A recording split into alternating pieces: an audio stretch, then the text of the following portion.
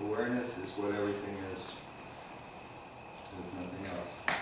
Nothing has ever been separated within awareness, nor has anything been separated outside of awareness. It's this one sovereign, timelessly free, non-space space. And then there are points of view that come up with awareness. And that's people, places, things, thoughts, moods, ideas, sensations. And they too are awareness in its dynamic, active phase. So there's only awareness, active, non-active. And that's it. That's the story. And what is awareness, you might ask? It's what you're listening with now. So what we've had all along, say for instance if you looked at yourself in the mirror when you were 5 years old, or 10 years old, or 20 years old, or 30, whatever. The only thing that stayed the same was a sense of presence.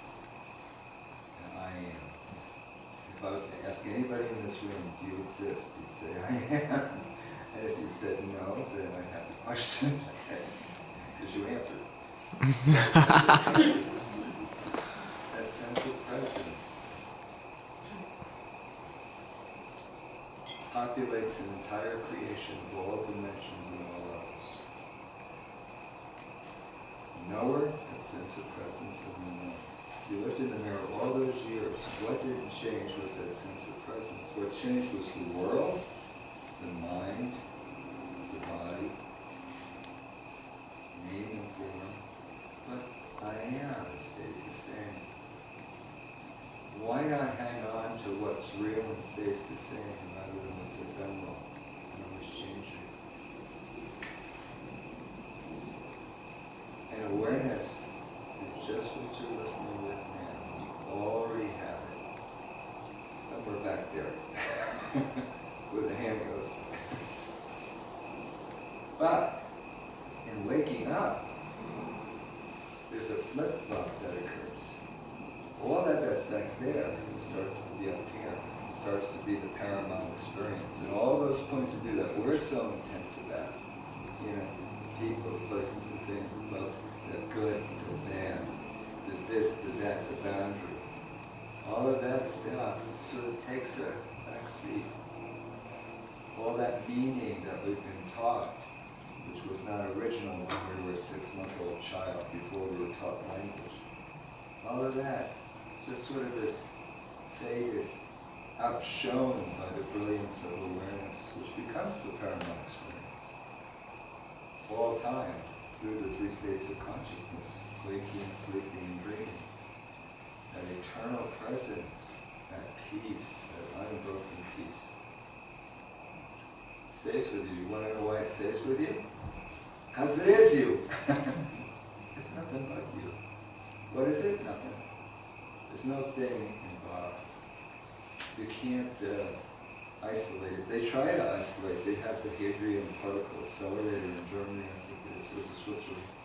Anyway, it's this big building worth of machine, and they're trying to isolate the God essence, the one thing that's the element that is the first element. And they keep on not being able to reduce anything to anything but space. You know why? Because that's what it is, Akash. It's even beyond the Akash. It's empty, yet it's the field of all possibilities. And it is what you are, all the time, even if you don't think so. It still is. Because what kind of experience could you ever have without awareness? It's the basis of all experience. You can't see, taste, touch, smell. All of that stuff needs awareness first. Awareness first is what you are. And we've been taught, of course, to focus in on all this stuff, and all the meanings and everything. And then we got lost in that jungle and we forgot all about what's back here, which is what you are. And that's where suffering comes from. Okay, that's all I have to say. As far as Gump says, that's all I have to say about that. Now we can have questions if you want. I think Ed would like to ask the first question. Go ahead, Ed. Maybe before questions, you could talk about the work that you're going to be doing here. I'm here for 7 days. Or it's been reported in rumor that I'm here. For 7 days to do some work. And I do profound peace sessions, which puts you in contact with that peace.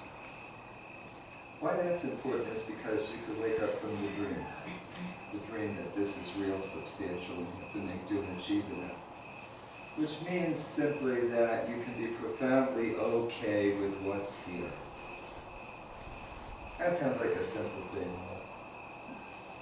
So what? Profoundly okay with what's here. But I'm serious. Being profoundly okay with everything that arises as a natural occurrence, part of you, that's awesome. That's awesome. If this could be said to be a dream, insubstantial, but appearing lucid, like that, to be profoundly okay with everything is to wake up within the dream, not to be encumbered and burdened by your life, but to be okay with all of it. And that's not the final waking up. The final waking up is just kind of an accident, like grace. And that's waking up from the dream. First we wake up. All we can do as characters, that consciousness is running out, our role is to wake up within our own dream. Recognize. Do you ever wake up in a dream? Most people have. And you're not so scared anymore. You're jumping off the building and you're really frightened and you say, oh, this is a dream. And then you go, woo, whoopee. See what happens. It's fun. Who cares? It's a dream. Being profoundly okay with your life, with this moment, with all of the creation that's here, and this is all the creation we have. China in existence, I just mentioned it. This is it. This is it. What if this is it? You're like saying, hell no. You're not gonna be feeling so good. But what if you say, yes, this alignment, this is nothing appearing as everything. And this is it, and isn't this awesome? Isn't this awesome? That this is just appearing like this.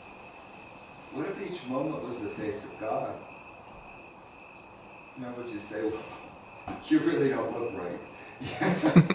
God got it wrong. Every time you disagree with the moment, it's like you're saying, God got it wrong again. You're gonna have to straighten him out now. So there's an arrogance in that separation. That's really not necessary.